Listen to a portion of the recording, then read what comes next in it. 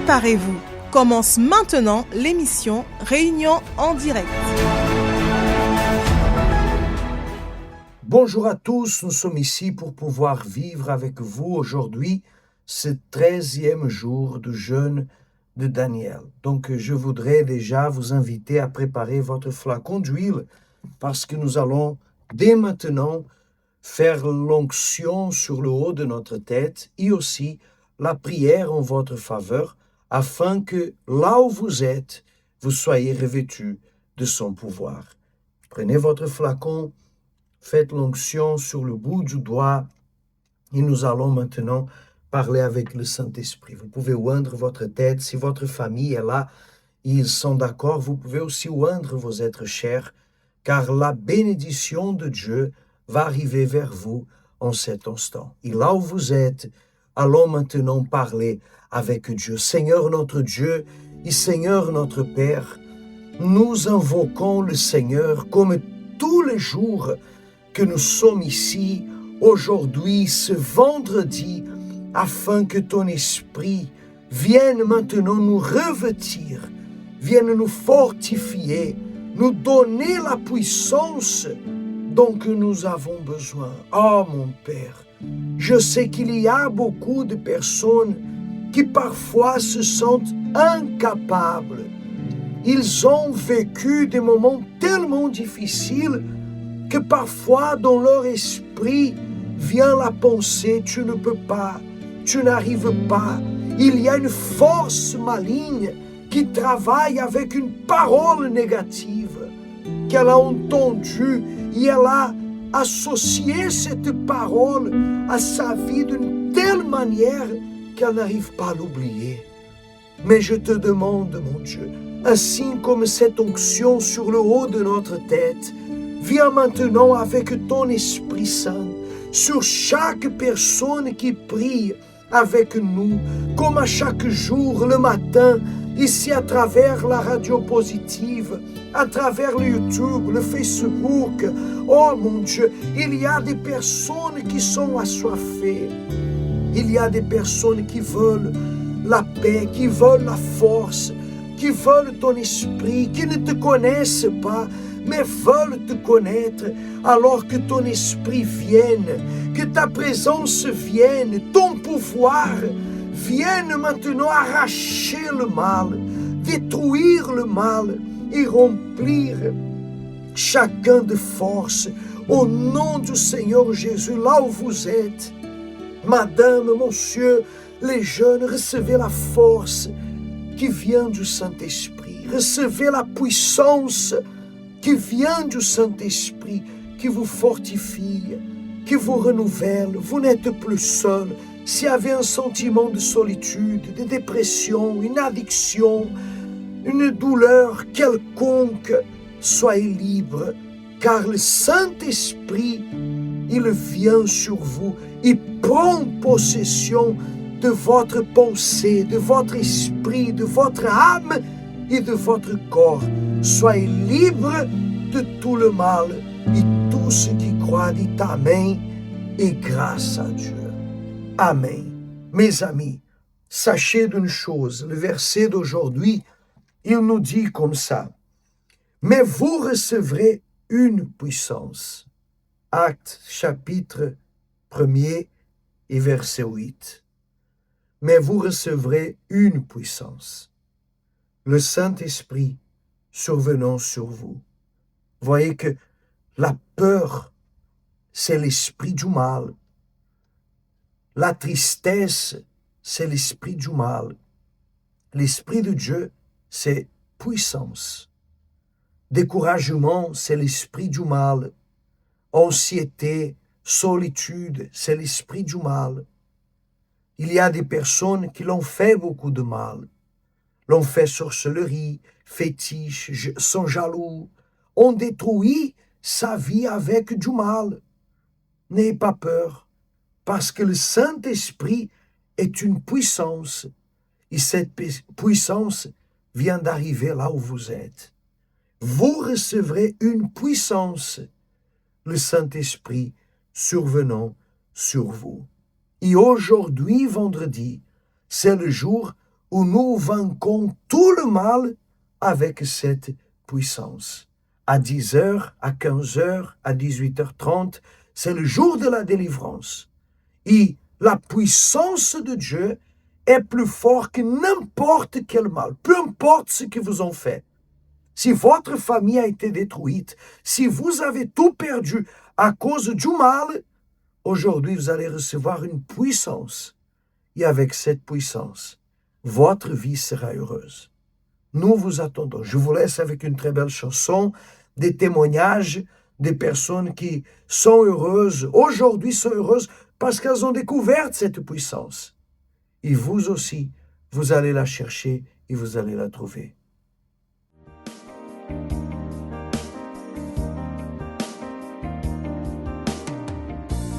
Tout est vain si je ne t'ai pas, Seigneur. Ta parole me suffit. Sans Jésus, je ne sais pas où aller. Plus rien n'importe sans ta parole. À quoi cela sert-il de gagner le monde entier et de perdre mon âme sans toi, Seigneur? À quoi cela sert-il de rassembler mes trésors et d'oublier celui qui m'a aimé? Si je ne t'ai pas, je n'ai rien. Je ne serai rien sans toi, Seigneur. Seulement ta parole me suffit. Je te témoignerai partout où j'irai. Si je ne t'ai pas, je n'ai rien. Je ne serai rien sans toi, Seigneur. Seulement ta parole me suffit. Je te témoignerai partout où j'irai. Tout est vain si je ne t'ai pas, Seigneur. Ta parole me suffit. Sans Jésus, je ne sais pas où aller. Plus rien n'importe sans ta parole.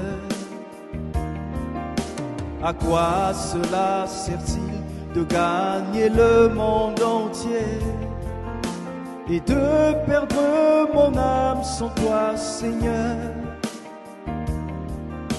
À quoi cela sert-il de rassembler mes trésors et d'oublier celui qui m'a aimé? Si je ne t'ai pas, je n'ai rien. Je ne serai rien sans toi, Seigneur. Seulement ta parole me suffit. Je te témoignerai partout où j'irai. C'est ta parole qui me suffit. Qui suis-je sans ton amour, Seigneur? C'est ta parole qui me suffit. Qui suis-je sans ton amour, Seigneur? Si je ne t'ai pas, je n'ai rien. Je ne serai rien sans toi, Seigneur. Seulement ta parole me suffit. Je te témoignerai partout où j'irai.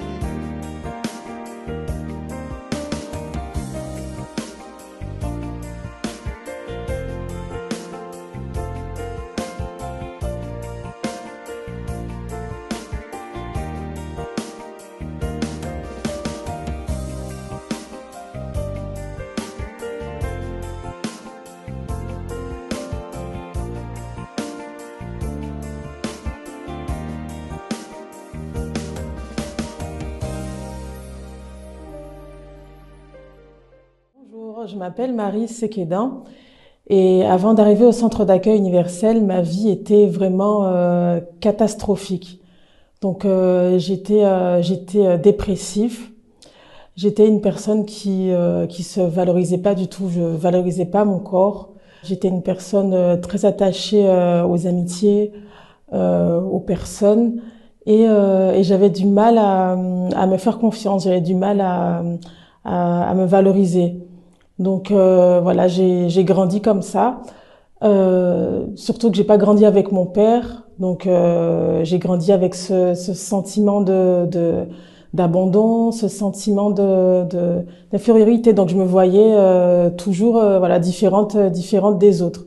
Donc voilà, je vivais comme ça, une personne voilà qui aime aller en boîte de nuit, qui aime voilà les choses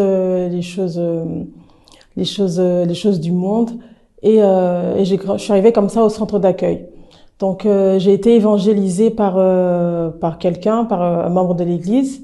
Et en arrivant, j'ai vraiment vu une opportunité de changer de vie. Donc je voyais les témoignages et vraiment je me suis dit c'est vraiment mon opportunité. Donc j'ai vraiment cru à cette opportunité. Donc je suis restée et j'ai tout de suite participé aux chaînes de prière. Donc je participais au lundi, au vendredi, au mercredi, au vendredi. Et ça m'a vraiment aidée. Donc je venais aussi le dimanche. Et au fur et à mesure, j'ai vu que les réunions du vendredi m'ont vraiment aidé à me délivrer de l'insomnie parce que j'étais quelqu'un qui avait beaucoup de mal à dormir. Donc je réfléchissais beaucoup. J'avais du mal, j'avais pas la paix. Donc j'avais parfois des cauchemars. J'avais toujours un sentiment de peur. J'avais peur de dormir, d'être toute seule, de dormir seule. Et voilà, donc les réunions du vendredi m'ont aidé à me délivrer de tout ça. Donc c'était vraiment difficile parce que j'avais peur quand je venais, j'avais peur. Ça m'est même arrivé aussi d'entendre des bruits à la maison quand j'étais seule à la maison. Et grâce à ma persévérance, en persistant vraiment, j'ai réussi à me délivrer de tout ça. Donc voilà, j'ai continué à venir aussi le dimanche. Les réunions du mercredi aussi m'ont aidé vraiment à comprendre la parole. Et au fur et à mesure, c'était compliqué j'arrivais pas comme j'étais quelqu'un de très émotif, j'écoutais la parole, mais j'avais du mal à pratiquer. Mais j'ai persévéré. J'ai participé aux jeunes de Daniel, j'ai participé aux copains d'Israël. Et j'ai vu le changement au fur et à mesure, j'ai vu le changement. J'ai continué. Donc pour ma rencontre avec Dieu, j'ai vraiment investi dans mon intérieur parce que j'avais du mal à oublier mon passé. Donc j'ai eu une déception sentimentale qui a été très difficile pour moi. Donc mon petit ami de l'époque et moi, on est restés longtemps ensemble. Et j'avais du mal à accepter parce que dans mon esprit c'était déjà acquis et ça s'est terminé d'une façon un peu brusque et ça a été difficile pour moi de surmonter ça. Donc j'avais du mal à tourner la page, j'avais du mal à me pardonner des choses que j'avais fait dans le passé. Je portais toujours à l'intérieur de moi un sentiment de culpabilité, un sentiment d'infériorité. Toutes ces choses-là, en fait, m'empêchaient d'avoir ma rencontre avec Dieu. Et c'est vraiment en persévérant, en demandant la force à Dieu, en utilisant en raisonnant, en utilisant ma pensée, en me disant que vraiment, que si je veux changer, il faut vraiment que je me débarrasse de tout ça. Dieu m'a vraiment aidé. Il a été patient avec moi et j'ai réussi à me délivrer à vaincre les mauvaises pensées, à me détacher de tout ce que je portais à l'intérieur de moi. Et j'ai réussi vraiment à avoir ma rencontre avec Dieu. J'ai dû vaincre aussi mon ego. J'ai dû vaincre aussi mon mauvais caractère. Donc voilà, je pouvais être une personne très calme, par exemple à l'église ou avec certaines personnes, mais avec, par exemple, avec les membres de ma famille, Parfois, ça m'arrivait d'avoir des mauvaises réactions, des mauvaises façons de parler avec certaines personnes. Voilà, j'arrivais pas je sacrifiais pas en fait mon caractère. Donc j'ai dû vaincre ça, j'ai dû vraiment surpasser ça pour recevoir le Saint-Esprit. Donc voilà, ça a été vraiment un jour vraiment spécial. Donc j'ai pas ressenti quoi que ce soit, mais j'ai vraiment compris que Dieu était avec moi et que je devais croire et que je devais voilà me valoriser. J'ai vu vraiment son amour, j'ai vu sa patience envers moi. J'arrivais pas à voir Dieu comme un père, comme quelqu'un qui voulait prendre soin de moi, qui voulait le meilleur pour moi. Donc voilà, donc je suis vraiment heureuse d'avoir persévéré parce que c'était pas facile. J'ai eu des moments où je voulais vraiment tout abandonner. Donc je suis vraiment contente d'avoir persévéré. Et j'invite vraiment toutes les personnes qui comme moi, peut-être qui ont vécu la même chose ou des choses pires. Vous avez vraiment rien à perdre. Vous avez tout à gagner. Rapprochez-vous d'un centre d'accueil le plus proche de chez vous. Et vraiment, si vous faites vraiment ce qu'on vous conseille de faire, vous verrez le résultat.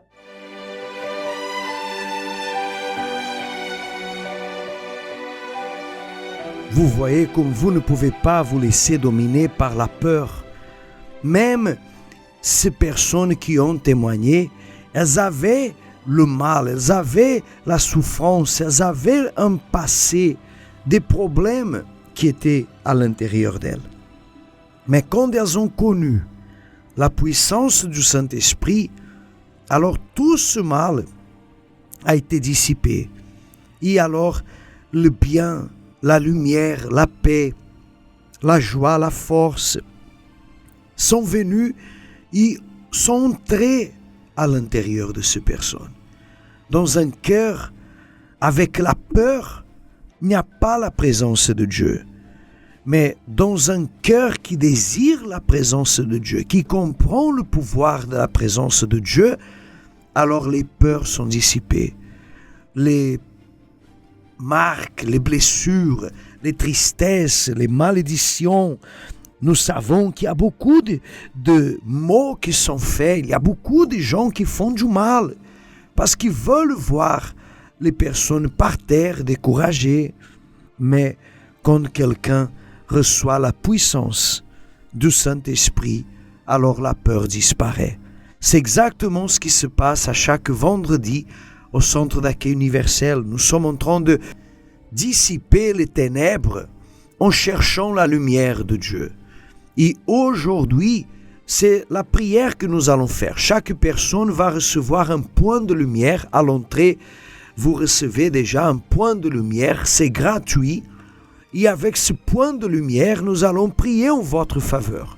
De manière que toutes les peurs, découragement, tristesse, faiblesse, malédiction, souffrance, sorcellerie, fétiche, magie, jalousie, tout ce qui est mauvais, sort.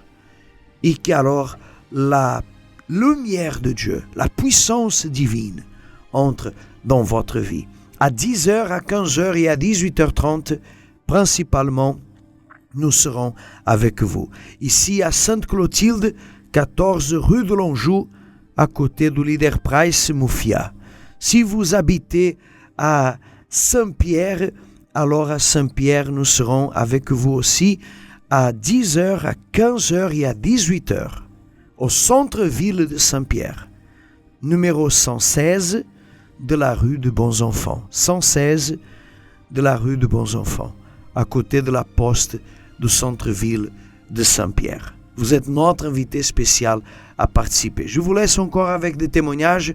Nous reviendrons après cette pause.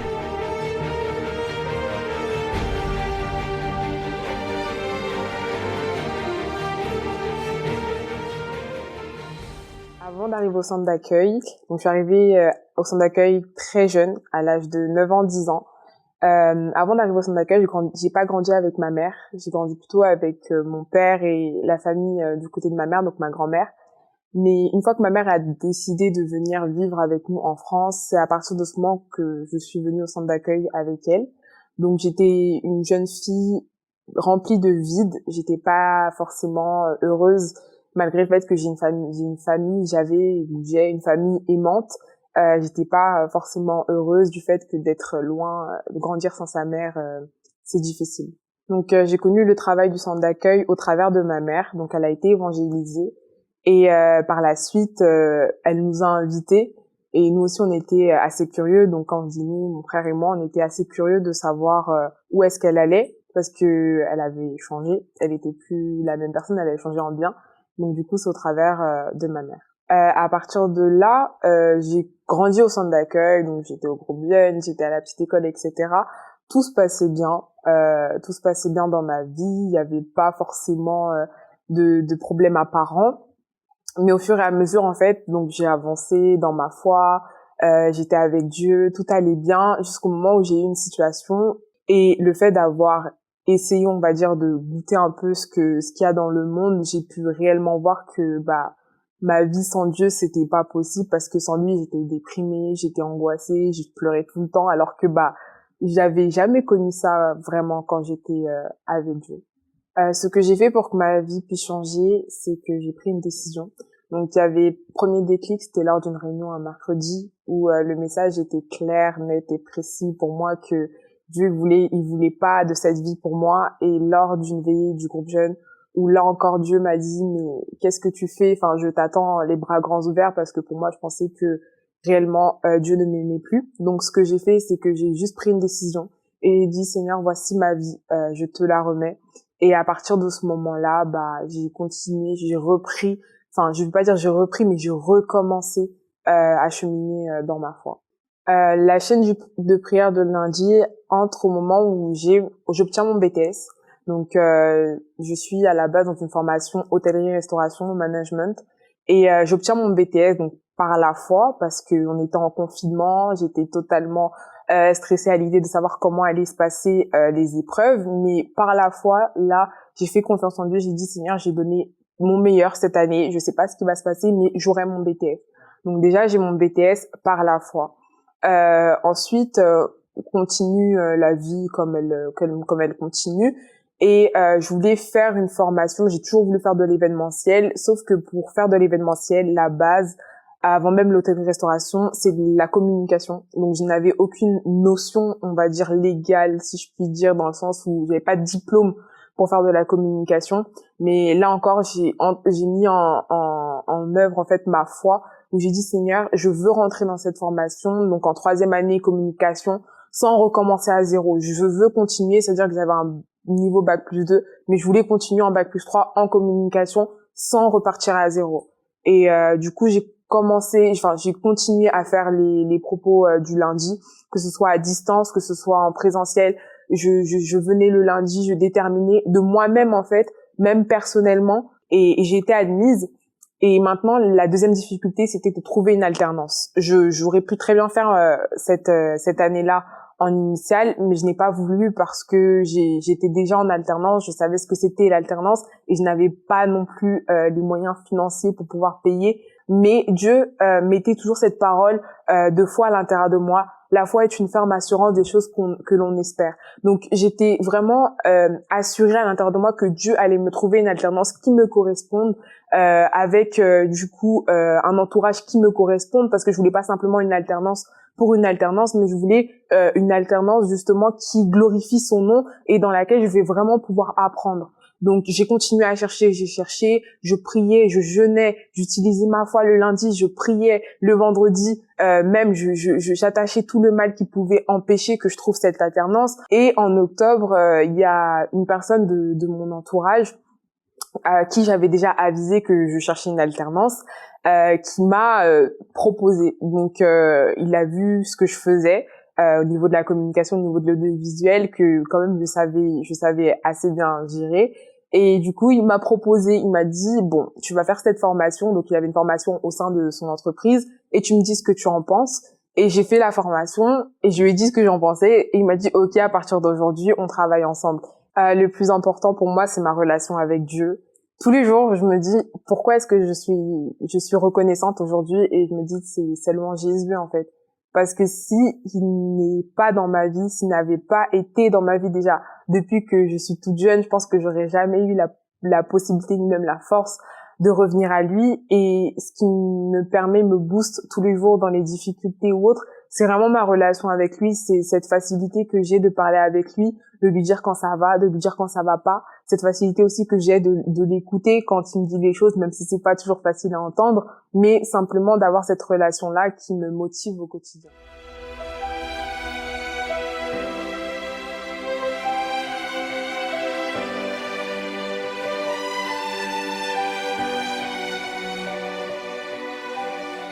Ce qui s'est passé avec ces personnes, c'est exactement le même qui peut se passer avec vous.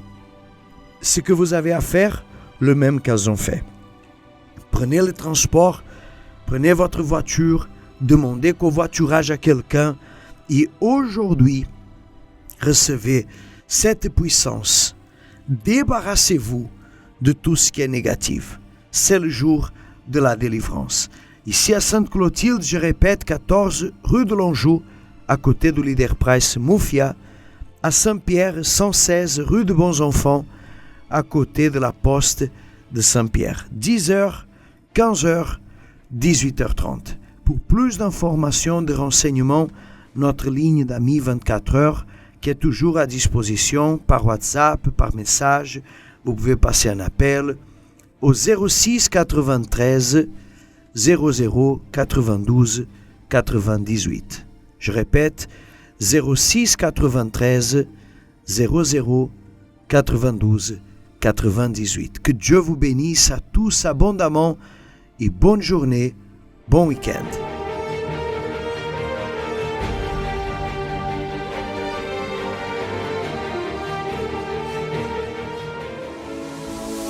Les horaires de votre centre d'accueil universel à La Réunion, Sainte-Clotilde, 14 rue de l'Anjou, 97 490, Sainte-Clotilde, sont à 10h, 15h et 18h30.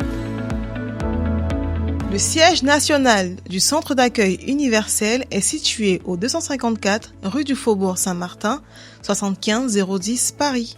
Les horaires sont à 7h, 10h, midi, 15h et 19h30. Pour plus d'informations, contactez le 01 53 35 85 11.